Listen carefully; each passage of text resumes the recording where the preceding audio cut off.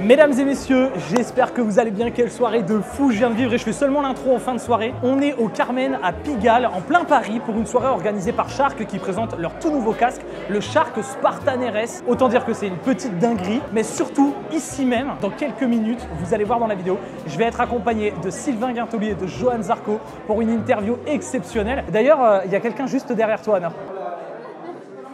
Allez, je vous fais visiter tout ça, je vous emmène avec moi. Johan Zarco, Sylvain Guintoli, c'est parti.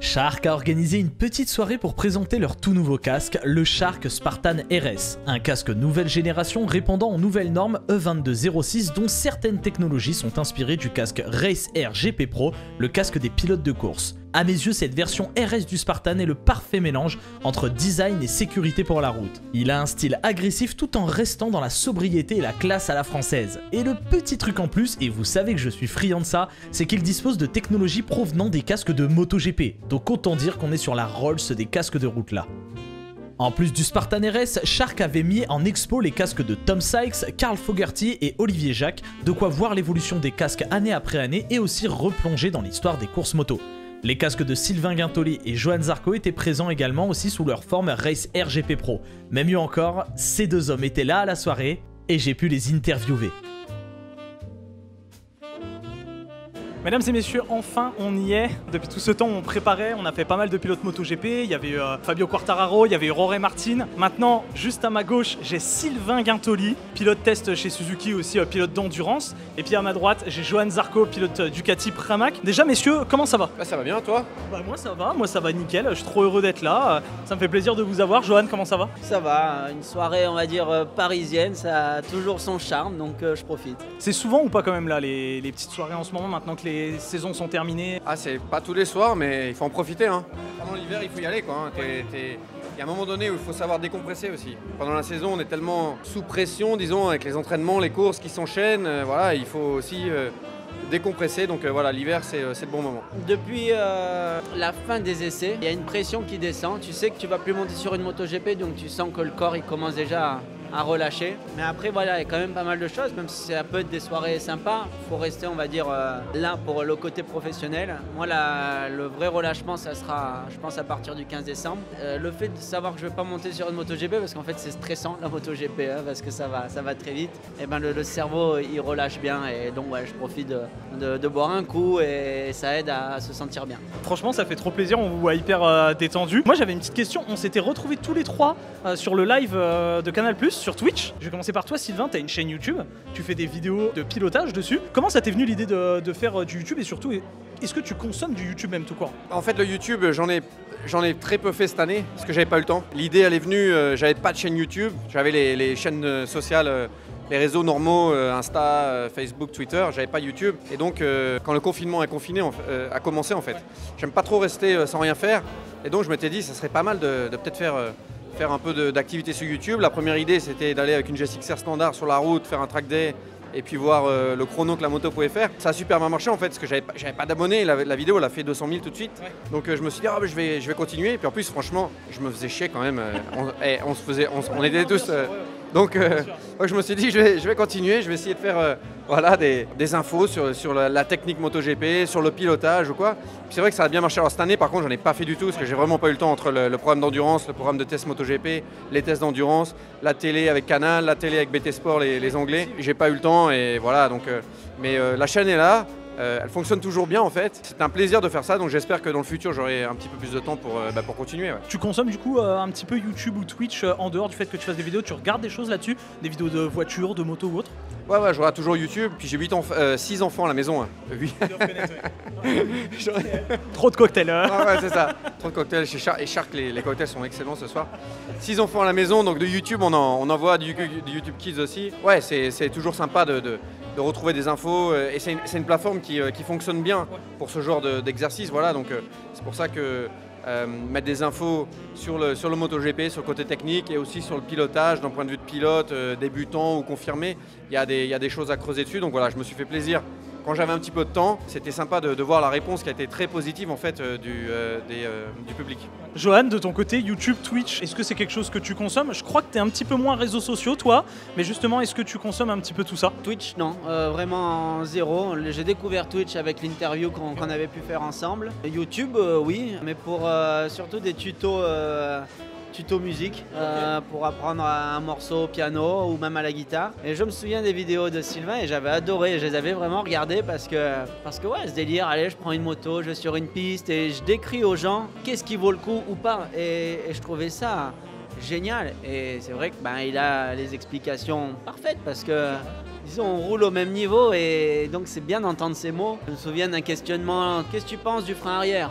Lui a pu quand même bien dégrossir le sujet pour les gens qui se posent la question, quoi. Et on peut compter sur lui, sur ce genre de commentaires. YouTube, je vais en prendre, mais voilà, ce qui est bien sur YouTube, c'est que tu peux vraiment choisir qu'est-ce que tu vas regarder ou qu'est-ce que tu veux regarder. Mais bon, ça sera pas, on va dire, des youtubeurs. Voilà, c'était ou des choses de Sylvain, ou moi, voilà, ça sera plus pour la musique. Justement, petite question musicale, messieurs. Toi, je sais que Johan, que tu es aficionados et musicien à tes heures perdues. C'est une petite question toute simple. Si vous rêviez de voir un artiste en concert qui soit est malheureusement décédé ou vous n'avez pas pu voir, ce serait qui? Alors là, dans le récent, c'est Wolfpack, c'est de la musique funk. Il y a 2 Hollandais, après le reste c'est des gars, des Américains. Vulfpeck, Wolfpack. On l'écoute, on devient fan. Et depuis que j'ai regardé leur concert, sur YouTube, il y a leur concert à Madison Square. Et je suis devenu vraiment fan. J'écoutais avant, mais aller voir jouer. Chacun change d'instrument et joue, ça chante, et des chœurs, c'est trop beau. Et là, je suis pas du genre fan, mais là, je suis vraiment devenu fan.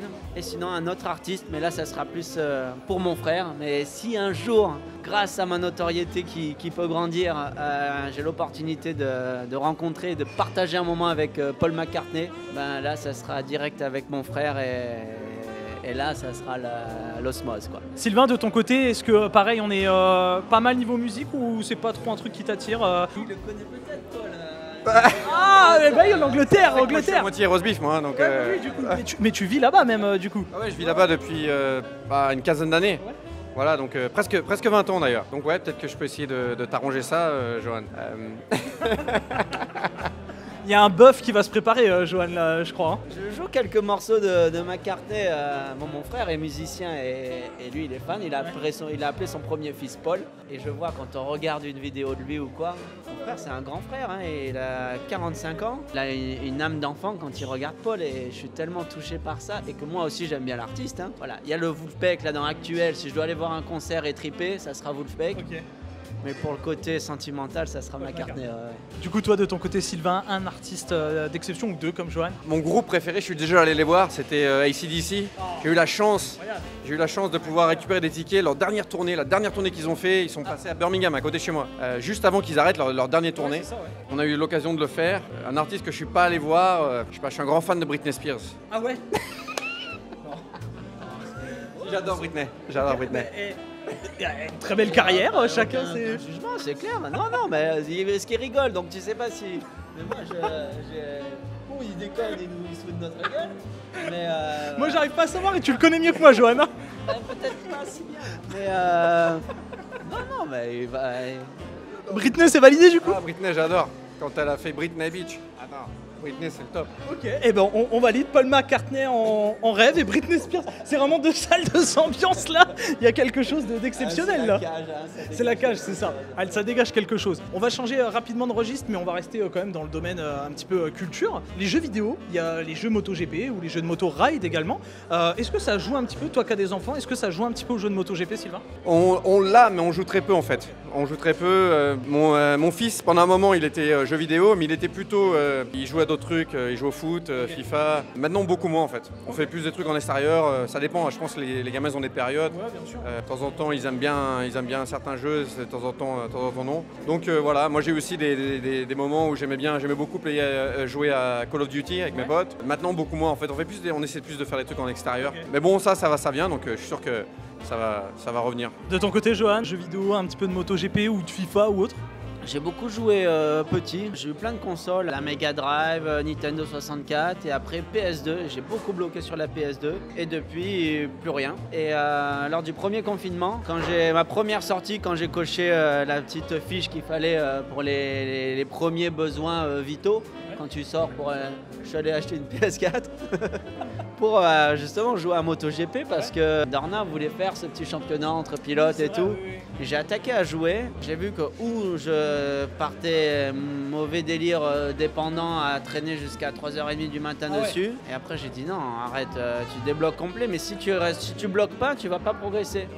Du coup, j'ai laissé de côté et je suis allé faire du sport dehors. Donc, non, j'ai pas progressé sur les derniers jeux. Et le e-sport, ce qu'ils font, c'est assez intéressant parce que les mecs, ils poussent vraiment le bouchon loin. Après, j'ai quand même encore des fois une sorte de dérangement avec ça parce que j'ai un souvenir de 2018. C'était, on va dire, peut-être encore les débuts. Peut-être que sur FIFA, ça existait depuis un moment, mais nous, dans le monde moto, c'était les premiers championnats. Ouais. Et moi, 2018, c'est une course en Australie où je chute à 300 km/h.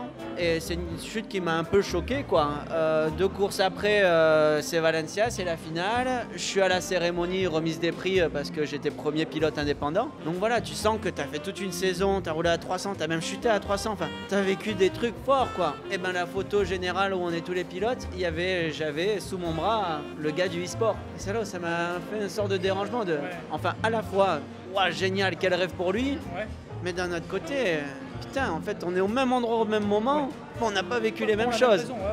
Et c'est là où c'est beau, ça donne du rêve et ça permet, c'est beaucoup plus accessible que c'est pas donné à tout le monde de pouvoir rouler en moto. Et là, la console, c'est plus accessible. On en perd une notion avec la réalité, donc j'ai encore un petit bémol là-dessus. Messieurs, il me reste 2 questions. La première, c'est que moi, j'ai réalisé un petit rêve d'enfant. J'ai pas pu malheureusement faire de moto parce que ça coûtait trop cher et mes parents n'avaient pas les moyens. Donc, maintenant que je peux vivre de YouTube et tout, je me suis acheté une petite moto d'entraînement, une petite Caillot, voilà, une 220 cm3 où je me fais plaisir sur les circuits de karting. Je débute le pilotage, donc je regarde beaucoup tes vidéos. Du coup, Sylvain, en me disant, d'accord, est-ce que ça peut s'adapter et tout à la moto? Du coup, la petite question que je me pose, chacun, est-ce que vous auriez un conseil essentiel à me donner pour évoluer de la bonne manière en pilotage? C'est difficile de donner qu'un seul conseil. La chose principale en moto, on est soit en train d'accélérer, soit en train de freiner. Et si on part de ce principe-là et qu'on essaye de l'appliquer, bon, dans un premier temps, bien sûr, pas d'une manière extrême et sans se faire peur, je pense que c'est la meilleure manière d'essayer de progresser. Johan, de ton côté, après le bon conseil de Sylvain, est-ce que tu en as un à me donner? Ben ouais, parce que, suite au conseil de Sylvain, parce que je pensais qu'il faut toujours voir rouler la personne pour déjà pouvoir donner un premier conseil, mais sans même voir rouler la personne, finalement, ça peut suivre son conseil ou peut être une conséquence de son conseil, prendre des repères sur la piste et les noter, ces repères.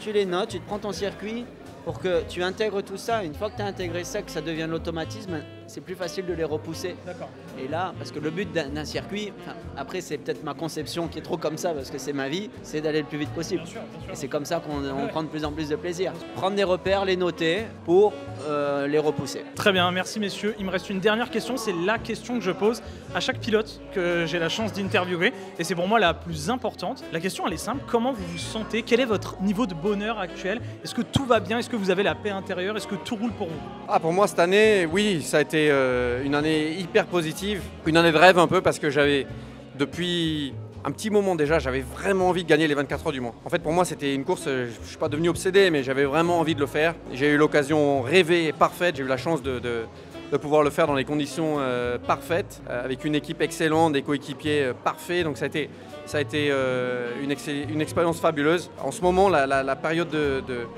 de ma vie avec l'endurance cette année qui a fonctionné de manière pratiquement parfaite. Les 24 heures, le bol, le programme de test Suzuki qui est hyper intéressant. Je roule sur une des meilleures machines du monde et participer à ce projet, c'est au niveau technique mais aussi personnel, c'est hyper intéressant. Donc c'est beaucoup de satisfaction. Et puis j'ai pris aussi ce nouveau rôle maintenant à la télé de consultant avec Canal pour quelques courses et puis chez BT Sport aussi les Anglais où je me fais vraiment plaisir. C'est un taf qui est complètement différent d'être de l'autre côté en fait du mur en fait, mais en étant pilote, j'arrive aussi à comprendre les dynamiques en fait de la course et ce qui peut se passer dans la tête des pilotes. Donc ça c'est hyper intéressant d'essayer de retranscrire ça en fait. Donc ça me plaît beaucoup de faire ça aussi. Donc non, en ce moment pour moi c'est un petit peu le rêve. Hyper émouvant, franchement t'entendre pas, ça fait trop plaisir parce que en fait je trouve ça hyper important de se sentir hyper bien dans la vie, d'être heureux, d'avoir un bel état de bonheur. Johan, toi de ton côté, niveau bonheur, comment ça se passe? On n'est clairement pas à plaindre, hein. On fait quand même ce qu'on aime, maintenant on est payé pour le faire, donc c'est... Rien que ça aide beaucoup dans la vie. Moi, d'avoir retrouvé le chemin de la performance avec les années un peu que j'ai galéré avec la KTM et d'avoir dû refaire mes preuves avec la Ducati au début. Maintenant, on va dire j'ai débloqué ça, donc c'est presque tout bénef à chaque fois. Après, il y a toujours ce rêve de titre. Et des fois, on ne voit pas sourire tout le temps à la télé parce qu'en fait, j'arrive pas à sortir. Je me rends compte du bonheur que je vis, mais comme je veux être plus performant, eh ben, on sent un petit truc qui bloque. Ouais.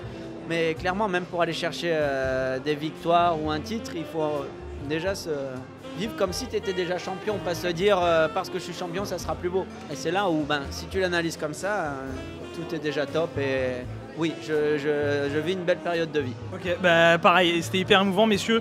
Je ne vais pas vous retenir plus longtemps, c'était un réel plaisir de pouvoir discuter de tout ça avec vous. Encore une fois, comme vous le savez, sur la chaîne YouTube, je ne pose pas les questions que vous voyez partout dans les journaux. Sylvain et Johan y répondent quasiment aux mêmes questions à chaque fois. Et on t'en remercie. Et ça fait plaisir. C'est rafraîchissant. Non, mais ça me fait plaisir parce que en fait, il y a 1001 interviews.